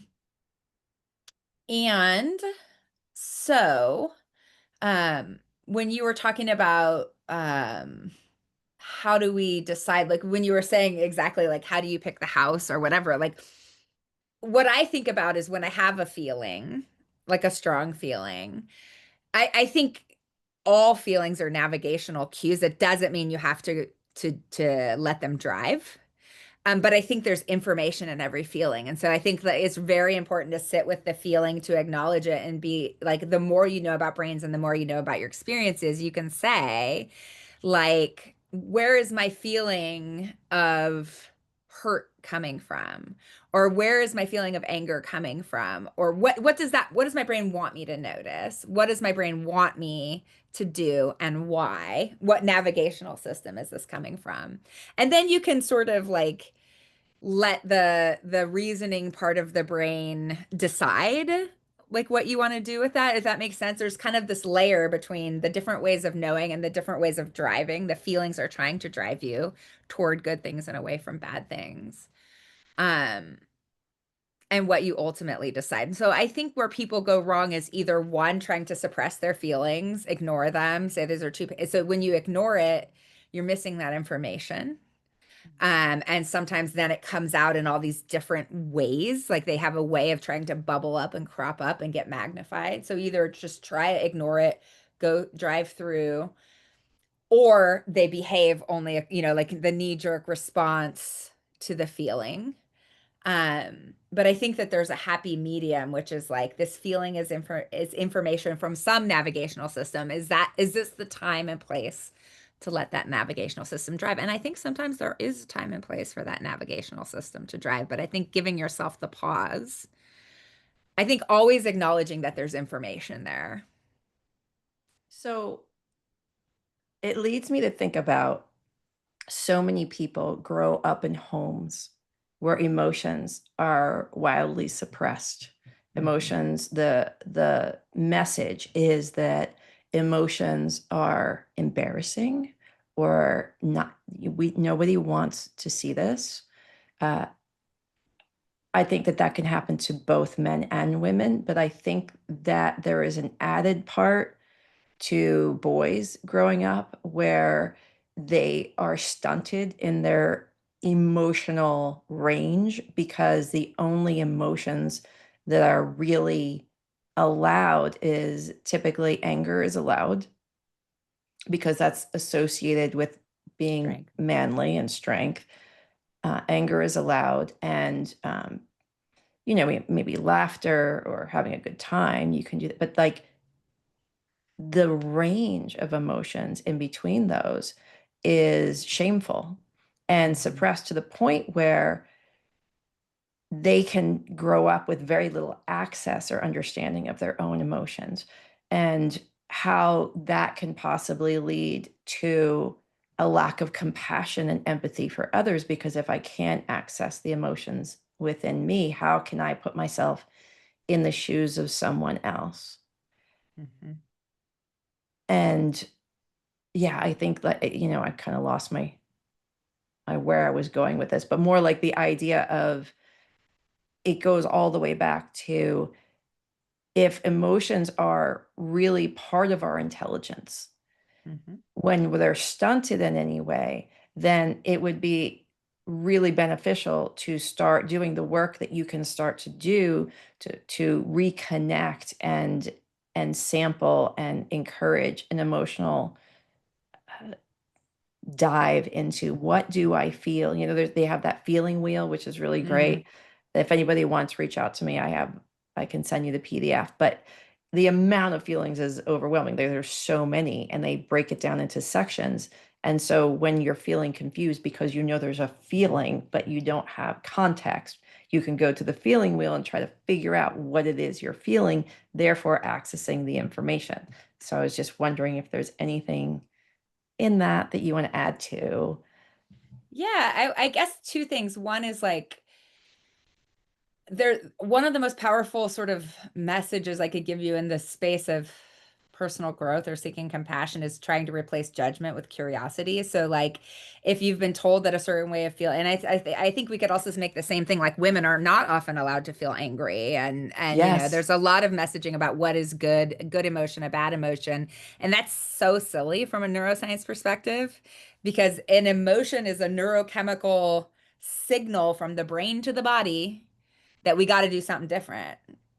I want to prepare you for something. Like if it's nervous and you're preparing to run, if it's affiliative, if it's happy and your pupils are dilating, you want to hug someone or go make a baby or whatever the case may be, you know, like your brain is, the feelings are the source of things that are supposed to move your body to do something different, to move you through the world in a different way.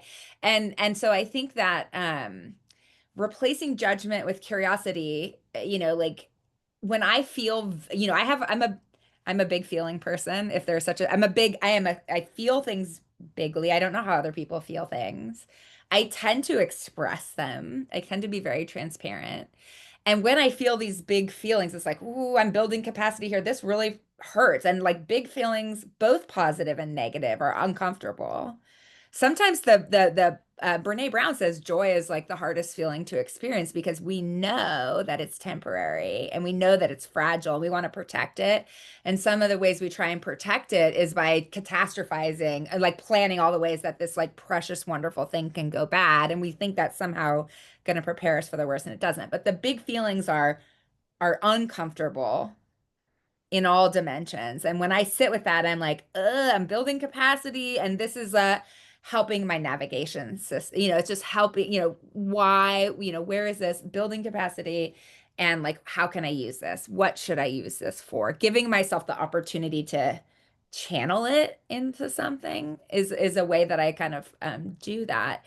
But when we learn to ignore or don't, so I think there's two things too. One is like feeling the feeling, and one is showing the feeling, right? Like sometimes we can develop tools that allow us to not express, but in some ways that's controlling the body, which would then still control your experience of the feeling. But in the same sort of thing I was talking to Lucy about, like how we procrastinate and then we kind of develop a learned disappointment or avoidance, and our self-esteem goes down. When we learn to ignore our feelings, then what happens is that the navigational system, right, then learns to rely on, you're learning to ignore your feelings in your decisions. And so I think that like the reintegration process would be like both practicing, like developing curiosity about acknowledging your feelings, developing curiosity about where they are on that wheel, but also like, what is my brain trying to prepare my body to do differently? And is that, and then in that space, like all the things we've been talking about, like, well, I feel afraid. But am I in danger? No. My brain is trying to prepare my body to get the hell out of here because I have been in danger in the past. And thank you for that, brain. Like I hear you, I understand that, but I am safe now. And that's where your, you know, the sort of control system can talk to your body. It's not ignoring it. It's like acknowledging that like thank you for that, and then you give yourself another experience to learn from, right? Like you're adding each time you say I hear you, thank you, we're safe now, you're adding a new safety experience to that navigational system. And over time, one would hope that if you acknowledge and invite this new truth into the story, that you can learn that you are safe, right? But you don't Yeah. get that way if you just ignore or devalue that survival piece of you that's based on some real experience or different environment. Yes. That makes a lot of sense. Can you tell us about your book and what you want, like what's your why in writing this book? Yeah. So my book is currently called Learning, Knowing, and Growing, but title is hotly debated between me and my editor, so we shall see. You know, why is that I want people to understand that we're always learning, that we're always capable. The most, you know, I study individual differences and there are a million differences that I talk about, but like the two most common things that unite us as the desire to be seen, heard, and felt and valued for who we are exactly. And the fact that we are dynamic beings that are, you know, shaped, continuously being shaped by our internal and external worlds throughout our lifespans. And I think that in a lot of ways, the sense, we've talked about them here, I think, I hope. But my why is that I want people of all ages to feel empowered and hopeful about becoming the version of them that they dream of.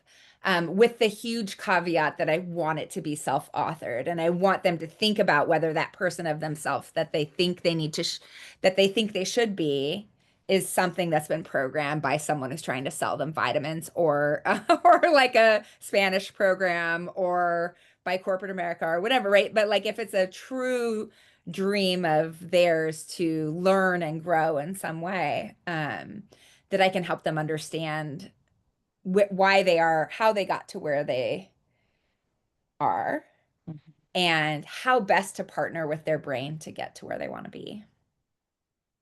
So how can people who maybe aren't tracking you and following you online, or if you have a website, or is there a way to Ooh, this is fun. pre-buy the book? No, not yet. I mean, the book isn't, there will be, and I will definitely circulate it. Okay. The book probably won't be out until this, like,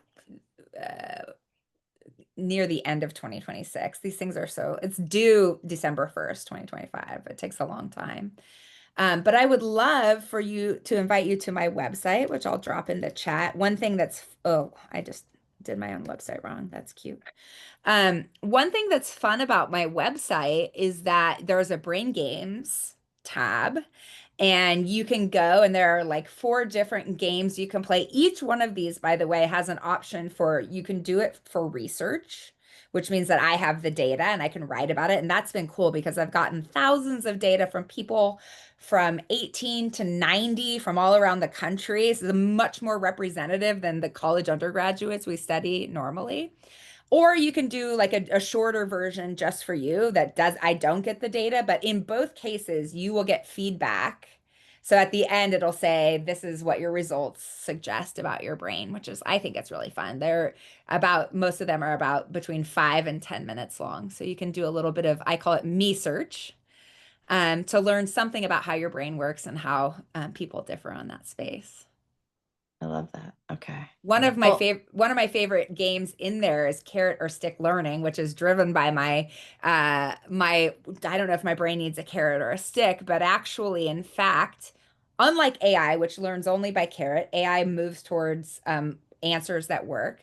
The human brain has 2 parallel paths that learn when things are less good than expected or better than expected.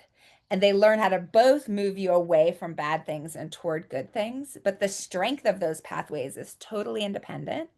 So some people are equally strong carrot and stick. Some people, about 10% of the people in my study so far, move through the world like 100% carrot, 0 stick, like they're not noticing what isn't working, or vice versa, 100% stick. I'm moving through the world entirely by avoiding traps. And these people when they're in your decision spaces. This is like, my husband and I are like quintessential. I'm like, Kara, I have 25 good ideas. And while I absolutely hate it when he tells me all the reasons it won't work, I can just imagine if it were up to me and me running around the world, spending all of this energy, like trying things half-assed that would never work. And so that's a great example of how we evolve to solve problems in groups. I've learned and I'm like, well, what will work? And he's like, well, that's up to you. I just told you the 7 reasons why it won't work. And I'm like, anyway, carrot and stick. I love that this whole time we have both had an animal in the background on a chair. Oh, that's that's Ringo. Thank you. This time has just flown by for me. This has been such a fun conversation. I feel like it's just probably, I'm going to have 20 more questions afterwards that are going to pop up in my head going, oh, I should have asked this, or I should have asked that. So, but I think that one of the things you mentioned about us having this group from doing this public speaking thing together is creating these little groups where you can let your hair down, and you respect the people in the group. That's really important, that you're getting guidance and advice from people that you respect. I think when I sent out the email about this particular episode with you, I said, I was sharing, like, if you want something, find somebody that has what you want, do what they did, and you'll get what they got. Mm. And a lot of times we take advice about money from people who don't ever have any money and are not good with money. And we take advice from our friend who bounces from one relationship to another about relationships. We take advice about a friend that, is estranged from their family on, like, communication within your family. So really look at who you're asking advice from and make sure that you're asking from somebody that has what you want. And you are that person. Oh no, you are that person. That's why I'm going to now work on the technology for a pocket, Christine. A real one. A real one. Like an I want actual... a pocket Chantel, then we can whip them. Oh, that'd be so great. That's so great. Thank you all so much for your time, for your questions, for your attention. I hope this, 2-hour conversation was closer to encyclopedia than than More Alexa. analog. Yeah, yeah. Not that saying that any of those things are bad, but I hope your brain enjoyed learning with mine. Mine did. Thank you, Chantel. Thank you. Until next time, bye, everybody. Bye-bye. Thank you, guys. Thank you. Oh, Steve has a dog too. I saw that right before he logged off. Aw. All right. Bye. Bye.